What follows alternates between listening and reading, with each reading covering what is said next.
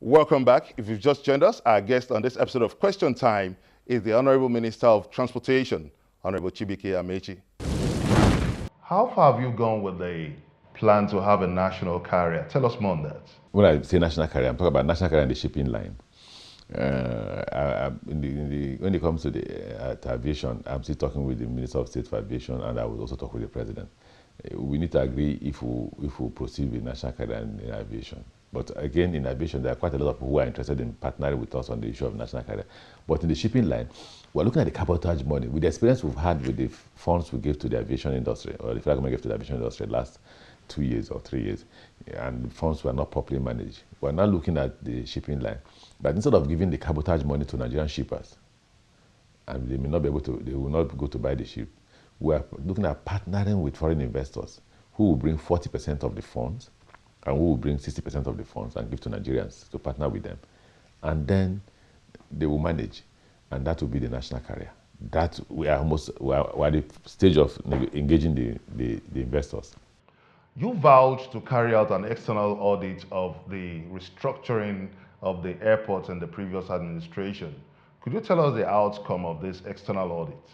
I said I will audit, if not all, most of the departments in my ministry. And when I say audit, I'm not talking about forensic audit or financial audit alone. Performance audit is more important to me. Why, if they awarded the contract, why was it not properly executed? Who were the contractors? How much was the contract worth? How much was spent? How much was realized? What are we going to do next to ensure that we deliver on services well we've promised? That's what we're looking at. And I'm trying to engage the president on that to give me approval to be able to hire auditors. I'm already speaking to some auditors. Are you satisfied with the airport remodeling? I was in Calabar by accident of traveling for the carnival, and I wasn't impressed with what I saw there. The excuse the manager gave to me was that, oh, they're here to complete the contract, and I've called the Minister of State for Aviation to do something about looking at it. We'll put some money in the budget for it, and I think the Minister of State for Aviation will address that. The Port Harcourt Airport is an eyesore. I've passed it again by accident of traveling out of Port Harcourt, and I think it's an eyesore. Would that be completed? I think we need to address the issues raised by government and raised by the contractor. I'm not happy with the contractor at all.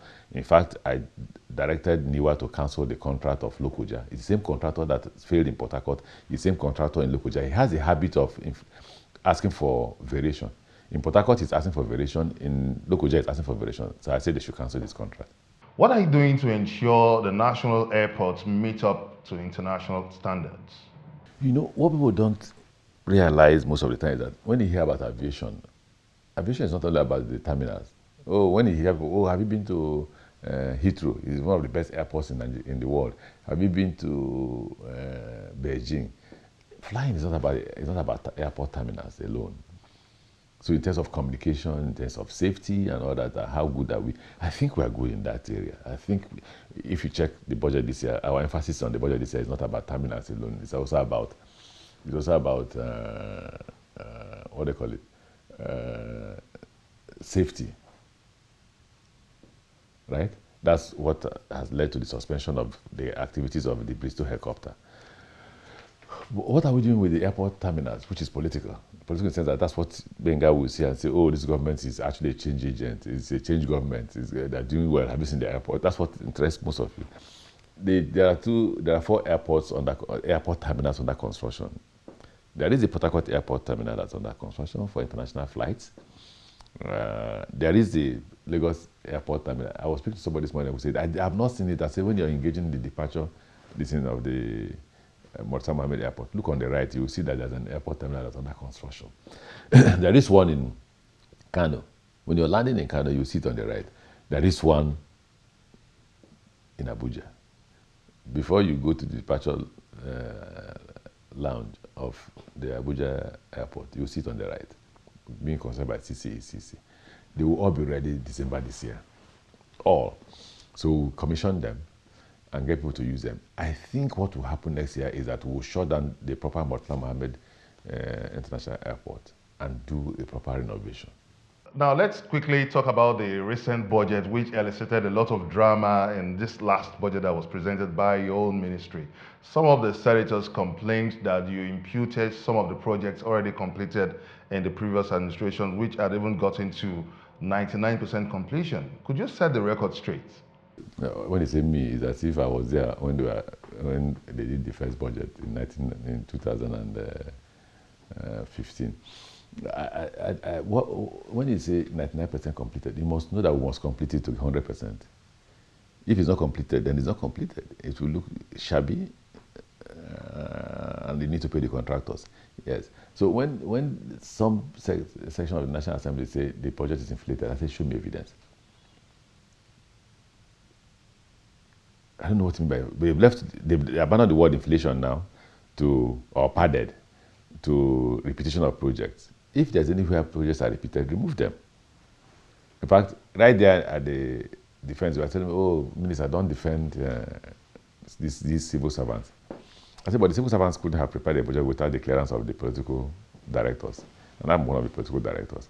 So I think that when they say those projects are repeated, 80% of those projects, 80% of them are projects that are nearing completion. They're not yet completed. News came in that you have plans to repeal the act establishing the MASA. Could you set the record straight on this? I'm just saying people are abusing the law. I'm saying that the MASA the volume of funds that MASA has spent is not commensurate to the activities that you think the MASA should be doing. The MASA has little or no equipment to run the MASA. The MASA has contracted out the activity to a company called Global West. And I said, then the MASA has no business existing, because if you've contracted out the activity, then you have no business existing. Let's review your recent road trip to the Southwest. We understand that 500 billion naira debt is at stake in this from your investigation to pay to this state government. So how do you intend to go about it, and what's your position on this? I support that they should pay. I did the same in Rivers State. I did roads worth 105 billion. By the time I got to the meeting, I discovered that they approved only 83 billion for Rivers State government. And it wasn't paid by the last government, maybe because of it. Some governments received some money. Akwa Ibom received some, Lagos did. We didn't receive at all.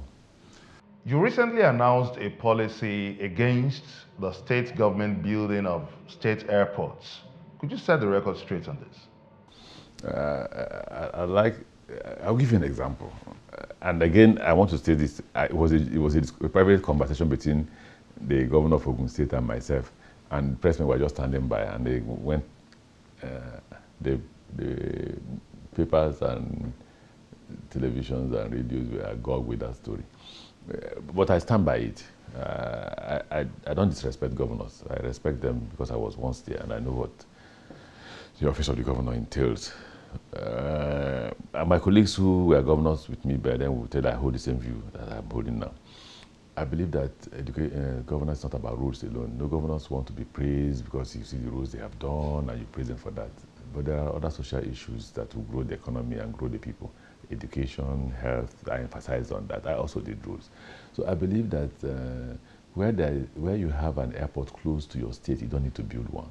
The airport from Milan, the city, the distance from Milan city to the airport is so long that you spend about 2 hours going to the airport.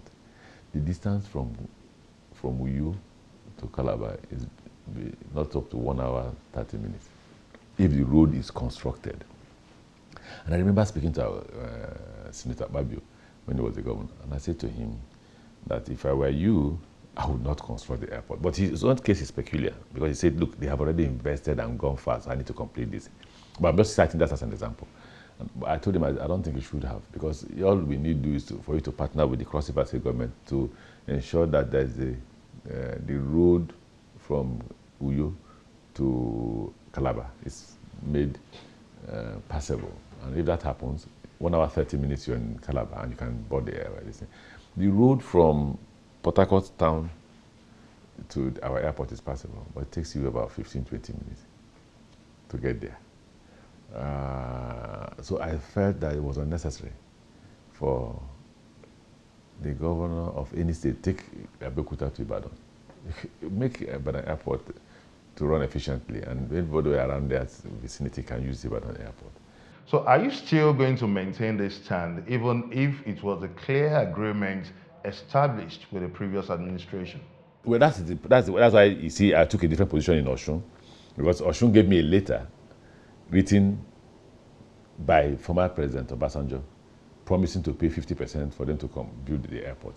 So I took a different position. If the president has written such a letter, I will forward it to the president. If he honors it, it won't be a bad idea. But I see that will not change my position about building airports everywhere. We have over 22 airports in Nigeria. What have we achieved with it? Currently, there are only 4 airports that are functioning to a point where you can say it is commercially viable. Only 4.